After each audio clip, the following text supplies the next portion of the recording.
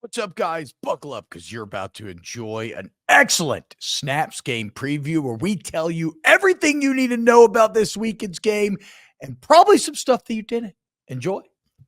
The Texas A&M Aggies following up their massive win, kind of a bit of a maybe a trappy spot here.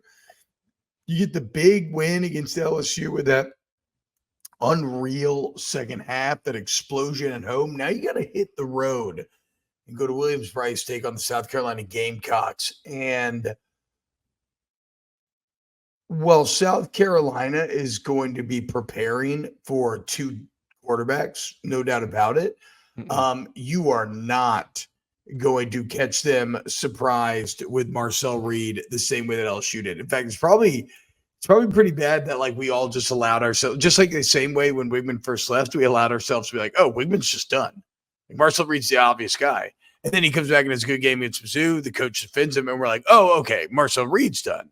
Like Wigman's the obvious guy. From now on, any team that's preparing for A&M, I mean, I think it should be Reed. I think it probably will be. Mm-hmm. But I guess my point is like nobody else should be taken by surprise.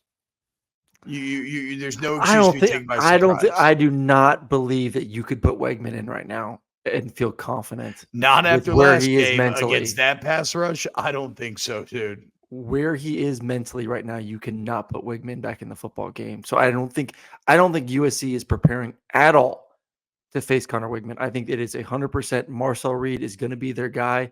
We're preparing for this. It is a 7:30 game in that stadium, which is wild. And he is still a freshman quarterback who has played well this year, but not as well when he's been known to be the starter.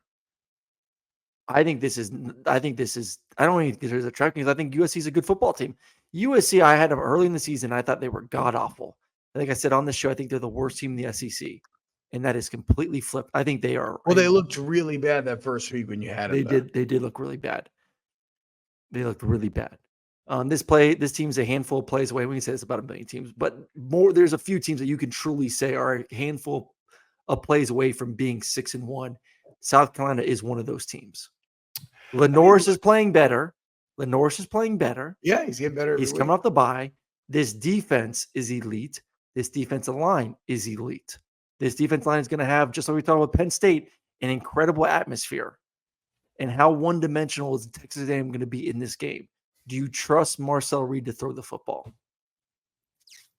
This is a big stage in a loud-ass environment, and it's I think Herb Street's going to be there. Everything is there for him to have a massive. It is kind of a bad matchup for A&M. It's a bad matchup for A&M. Bad matchup. Kennard, Stewart, Tonka breathing down on you. Listen, I've played in that same twice. And A&M's O-line is pretty good. Yeah. But like they didn't really have success against LSU until the Marcel Reed factor came into play. And so with South Carolina knowing Marcel Reed's coming up, like I'm going to be very interested to see how that A&M O-line handles Stewart, Tonka, Kennard, and the rest of the crew there. Like you were just saying, like that. Ooh, what do you think about that? Because again, versus Alabama, they held Alabama to 104 yards rushing, including sacks. Sacked Jalen 4 times.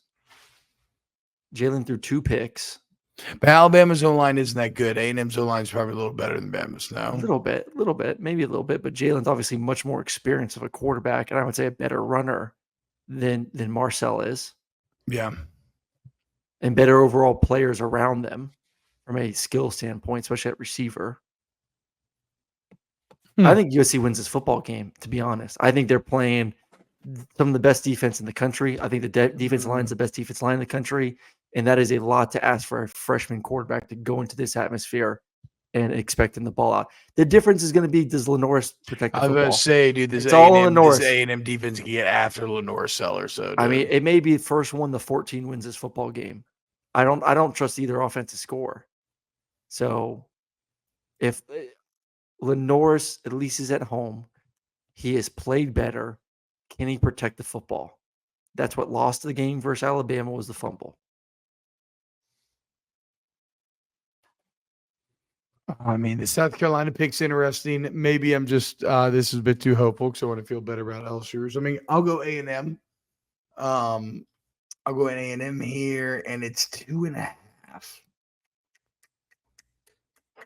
So you're just saying go South Carolina money line. I'm going South Carolina money line. Yes. If I were to bet it, I would bet that with you because that's way more fun and would be a really nice hit. I'll say though, I think A&M wins. I don't know if I'd take the 2.5. Like if I was going to bet it, I'd just go ahead and do money line and roll with South Carolina. But I think A&M's going to win this game.